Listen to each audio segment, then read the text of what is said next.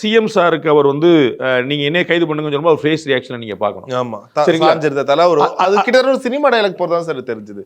To be honest sir, அதெல்லாம் உங்களுடைய பார்வை, நீங்க அதை வச்சுக்கோங்க. நான் வந்து அதை மறுக்கல. நான் வந்து அதை டீகோட் பண்ண பாக்குறேன். அது சினிமாத்தனமா இருக்கு, டிராமாத்தனமா இருக்கு, பொய், அதெல்லாம் உங்களுடைய முடிவு. நான் வந்து அதை தடுக்கிறதுக்கு நான் இல்லை. அது வந்து you are entail to have your own opinion. நான் சொல்ல வர்றது அது அந்த கட்டமைக்கு எப்படி முடிஞ்சதுன்னு அவர் பண்ணா, நீங்க பண்ணாடி பண்ண முடியாது. ரஜினிகாந்த் அவர்கள் வந்து தூத்துக்குடி சம்பவம் பத்தி சென்னை ஏர்போர்ட்ல ஒரு பெருமை கொடுக்குறாரு.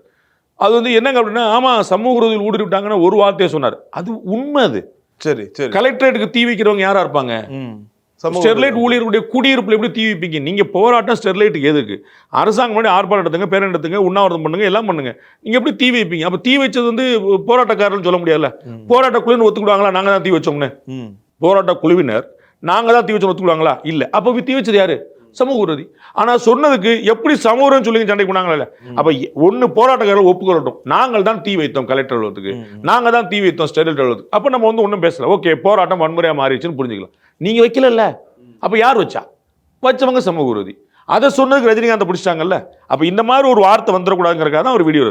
அப்ப வந்து ஒரு 18 மணி நேரம் கழிச்சு, 24 மணி நேரம் கழிச்சு, 36 மணி நேரம், இந்த இடத்துல நம்ம அவர் சொன்னதுல என்ன இருக்குது? அவர் வந்து இப்ப ஒரு ஸ்டாண்ட் எடுக்கிறார், ஒரு போஸ்டர் கொடுக்குறார், ஒரு சேலஞ்ச் பண்றார்.